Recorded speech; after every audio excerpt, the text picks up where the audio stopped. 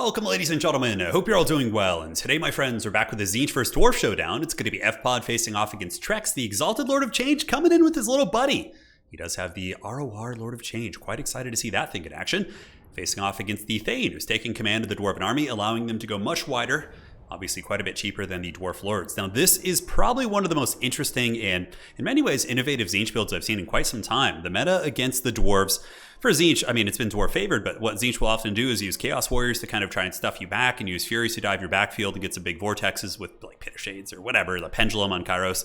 You guys get the picture, but this build is really creative. So basically what it's doing is, it's going to be using the Flamers of Tzeentch to roast the front line, and yeah, if they're allowed to shoot, they will annihilate Dwarven infantry. But again, they're super vulnerable. 10 armor, really low melee defense. You know, they can really just get hammered by any sort of Dwarven missiles or artillery. And they're going to be the big flyers here. They're going to be diving down, trying to shut down the missiles. So using the two big chickens to shut down missiles and then the flamers to roast the infantry, probably going to be summoning out like 1,000,000 Furies as well. But this is a wild build, man. I'm really curious to see if this can work against Corler Span. Exalted Pin Cores of Tzeentch, as well as a Chariot. Chariot's always good against Dwarves. Always nice to have one. Dwarves love Chariots. You can ask them. It's their favorite thing. And for the Dowie army of Trex, it is going to be a battle line of Longbeards and Dwarf Warriors, backed up by Thane. And then just a standard Quarreler spam, which is very good. You can spam Quarrelers, you can spam Rangers. Quarrelers are very good because their armor mitigates much of the Tzeentch shooting. So if Tzeentch is going to be trying to shoot you with any of their own kind of range, like blues and pinks, they basically do nothing against Quarrelers. Honestly, the Rangers are really good too. Like, I've seen people just go straight up like mass Quarrelers, mass Rangers, and not even bring a front line against the forces of Tzeentch. Granted, that can be a little bit weak against the Chaos Warrior spam. So we'll do a little bit of fast forwarding while the players kind of get in position. It looks like Tzeentch is going to be doing a bit of a split push. And yeah, Furies are going to be coming out. The two big birds here. So it is going to be the Golden Griffin of Theurgy, which this thing has Golden Hounds and Searing Doom. It also, I believe, causes terror. Yeah, so it should. A little bit of physical resist. Honestly, though, it's just a big fighty SEM. And the way that magic resist works now is it's spell resist. So things that do magic damage aren't mitigated by the Dwarven natural resist that they have, which is a good change, I think. But spells will do quite a bit less against Dwarves, typically, because of their 35%, I think is what it is on these guys. Yeah, it looks like it's going to be 35%. So a little bit of damage, but this is what we need to be watching here. So we shall keep tabs on the Flamers of Tzeentch. So they're going to be getting a big flamethrower shot right down the pipe. And ooh, they were really bunched up. Oh, that's going to be some big damage. And that is not bad at all, man. Longbeards are not a cheap unit. They're, you know, kind of a upper mid-tier unit. So getting that kind of damage on those guys without any response is really strong. Now, what I love about this is the use of the big chickens to shut down the shooting pieces while the Flamers are able to get a ton of value on these Longbeards. Really, really good timing for sure. So the Exalted Lord of Change going to be using the Portal Glyph to summon out some Furies. 2 units of Furies on top of these, stacked up with the Golden Griffin, and they're getting some work done on these Quarrelers. Quarrelers' armor will save them a ton of damage against Furies, but the strategy is essentially, right, using these things to temporarily shut down the shooting. Meanwhile, the frontline pieces and the Exalted Flamers are able to just get a massive, massive DPS boost up on these guys. And oh no, the Dwarves are a little bit bunched up here, guys. That's going to be an Infernal Gateway, and that is going to be nasty, nasty damage as it does hit the Dwarf Warriors, and also kind of tickles these Quarrelers. The Portal Glyph Furies need to be sent into combat. Looks like they're going to be sent in right now. So as far as value trading, it is favoring Tzeentch. Tzeentch able to get some good DACA, and obviously Flamers are very quick too. They have 50 speed, so there's absolutely no chance for these Dwarves to catch them. If there was like a Slayer with 40 plus speed, they could actually put some pressure on them, but basic Dwarf Warriors aren't really going to do anything. You need your Quarrelers, right? So if Tzeentch can effectively shut down all the range tools of the Dwarves, which is really actually tough to do, because Quarrelers are basically like mini Dwarf Warriors. They can actually hold their own against Chaos Furies and Fellbats and all those type of things that typically like to dive them. So that's what makes the Dwarves a very, very resilient folk for sure. Now, the Chariot was able to get a little bit of a push into the back line, but only has accrued 80 value. And the Mighty Dowie have responded with their Thunder, so their gun line has come out. And the gun's going to be putting some hurt on the Chariots here. Chariots are broken down. And it looks like the Dwarves are going to be grabbing their home objective, the side objective controlled by the Dwarves as well. But there are some Flamers of Tzeentch moving up. And so far, these things have been doing brutal damage. And Furies, I mean, do take some time to get off for like Quarrelers. Quarrelers only have 18 melee attack. Dwarf Warriors only wielding 22. So it's not like they're exceptional at clearing these things. And here comes a big salvo, man. This is going to be some nastiness. All right, let's keep tabs on this. We can see HP on these Dwarf Warriors going down pretty fast. A little bit of splash damage into the Quarrelers as well. That is only their first volley there, and they have gotten 100 value already, so really not terrible, as now they're going to be trading into the Quarrelers there, and big, big damage on these guys. That volley wasn't so bad, I suppose, but again, it does add up over the course of the game, and these guys have really been doing work. I mean, we have 800 value on these guys, 700 on these ones, so they certainly paid for themselves.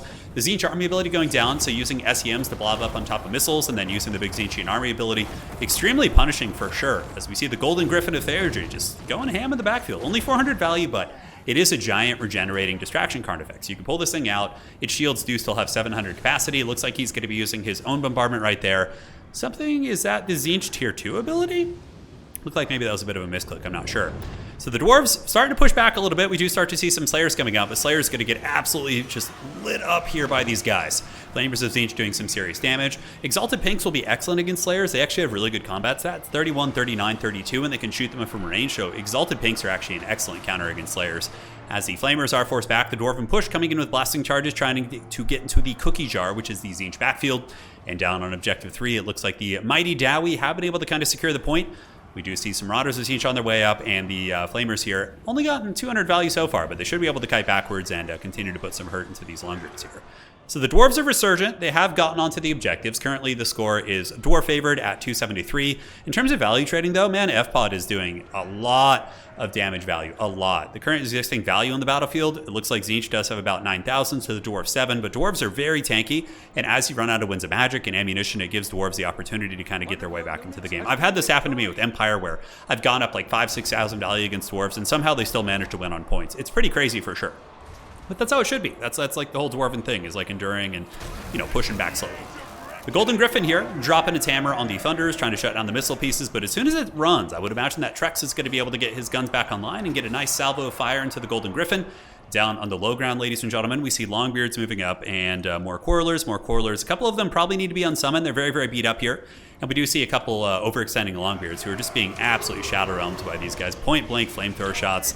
And yeah, it's only a matter of time before the Flamers take them out with the little bit of a scoot and shoot here. Now, Slayers have gotten into the front, have piled into the Exalted Pinks, but the Pinks, like I said, should be able to fight back pretty proficiently. We see some blasting charges moving up, but the Exalted Flamers able to put enough hurt on them that the Dwarven miners will break due to the pressure coming in from the Furies. The Furies doing the work of the Changer. Value currently 7,000 to 3.5. The army value in the battlefield, a 2,500 deficit, so it looks like the forces of Tzeentch are going to start having a pretty substantial numerical advantage, but they are unsummoning a lot of these guys and getting partial refunds.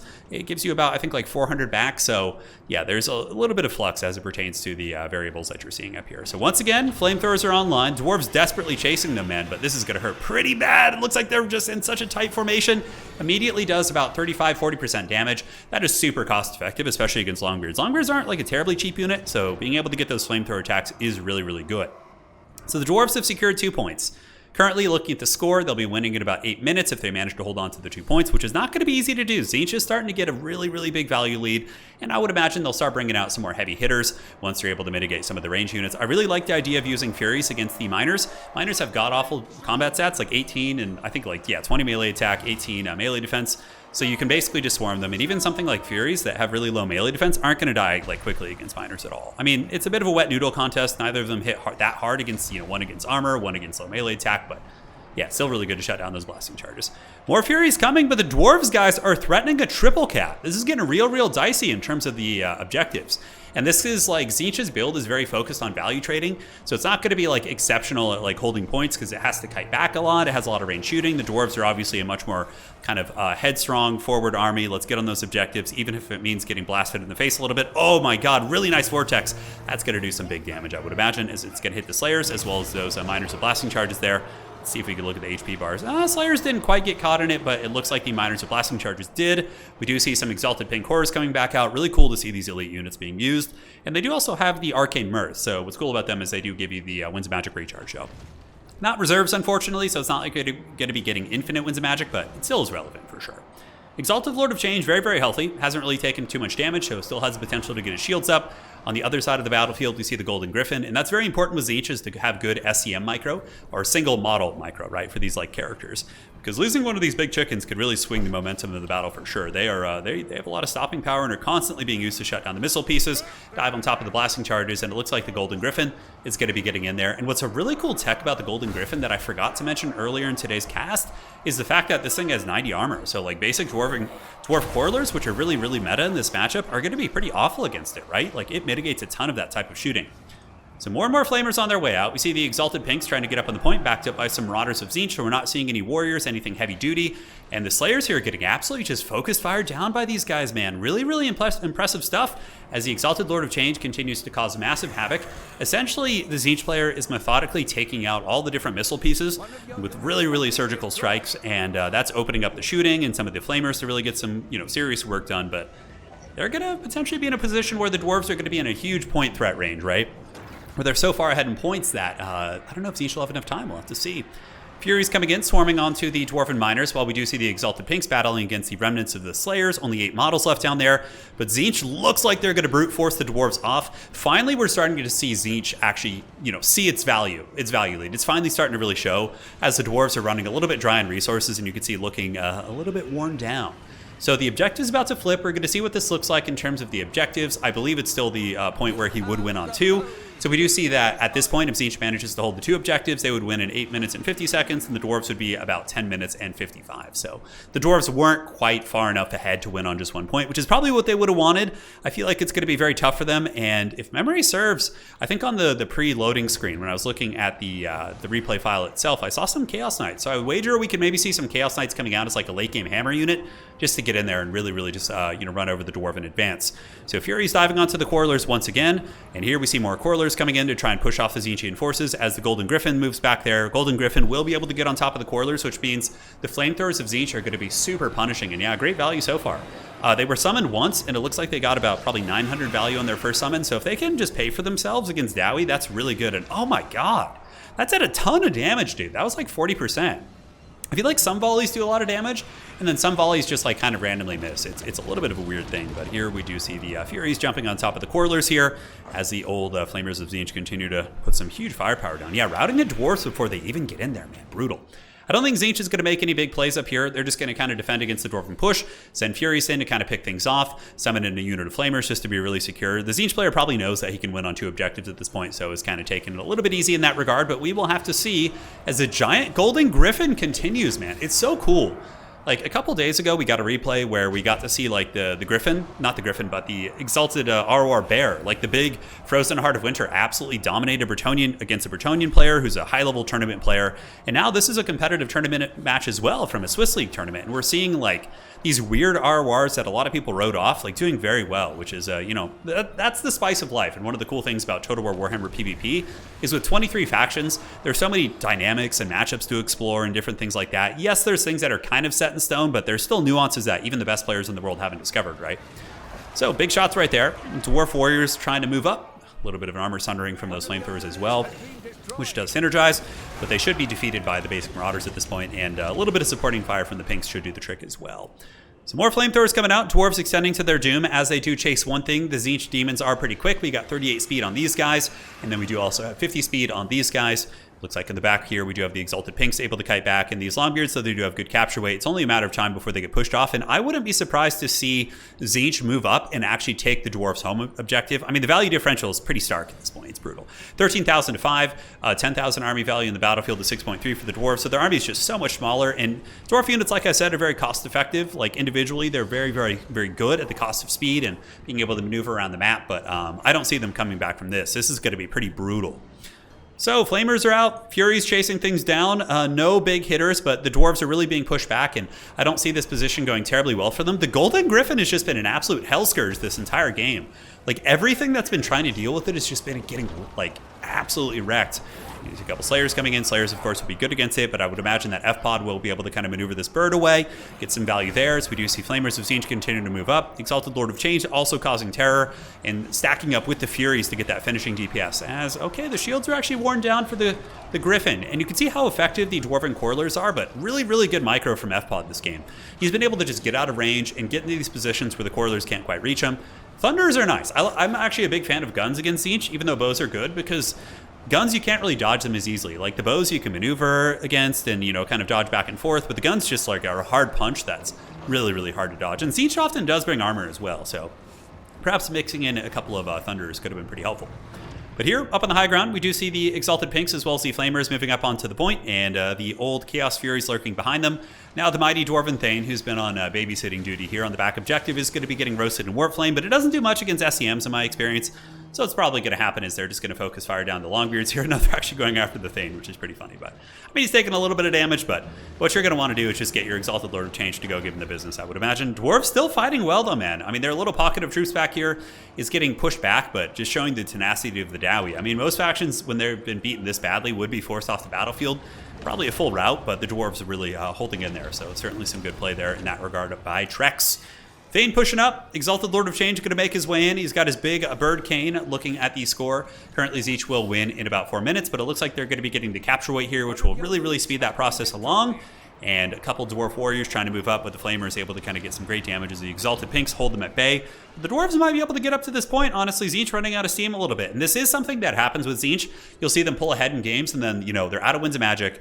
They're out of, the ranged, the ammunition. Their sustained fighters aren't, insane, right? Their Chaos Warriors are, but outside of that, not the best, brawler, long-term grinding units in the world. They got their shields and whatnot, but those are gone. Things change. So Thane getting absolutely beaten down by the 2 big birds. And we do get the Chaos Knights of Tzeentch. I love it. Oh, I love Chaos Knights. They're so cool. Look how big and metal these guys are. Just these, thundering horses. And yeah, Tzeentch always has a very cool aesthetic for sure. So they're going to be hustling up. Dwarves respond with a couple Dwarf Warriors, but Dwarves are a pretty slow faction. You can see how long it's going to take them to even get this objective back. They're going to be able to get it, of course, but by the time they do, it'll probably be up to 1,200 points. Currently, Tzeentch going to be winning in about 2 minutes. We'll do a little bit of fast forwarding, as I don't think there's any chance for the Dwarves to come back here. See the Chaos Knights getting up to the point, and they would have to probably triple cap Tzeentch at this point, which they're simply not fast enough to do. Chaos Knights getting a big thunderous charge into the guns, but going to, oh, nice charge. They actually get on top of them. Fury's jumping onto the missiles in the back, and you can see this pattern of FPOD being exceptional at shutting down missile pieces. Chaos Knights trying to saturate through and doing some decent damage, actually. Those are Chaos Furies. The Chaos Knights only 500 value, but, they were short-lived. GG, well played, man. That was probably some of the most innovative Tzeentch play I've seen in a long time. Really cool to see the Flamers getting some action, because oftentimes people are too afraid to bring them against Dwarves because of the Dwarven missiles.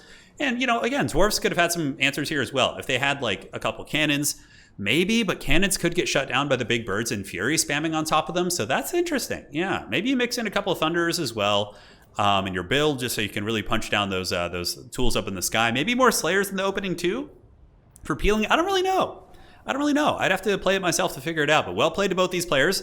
Looking to value 3,000, 1,500. Yeah, Flamers did really good, 1,800. So they certainly paid for themselves a couple times. Fury is obviously very problematic. Did some pretty good work, but for the Dwarves army, nothing really shined super hard. Looks like some of the Slayers did well. That was more or less the best performance we saw there. GG, well played. See you guys next time. Hopefully you enjoyed this, and thank you guys for sending in the replay, and we'll see you next time.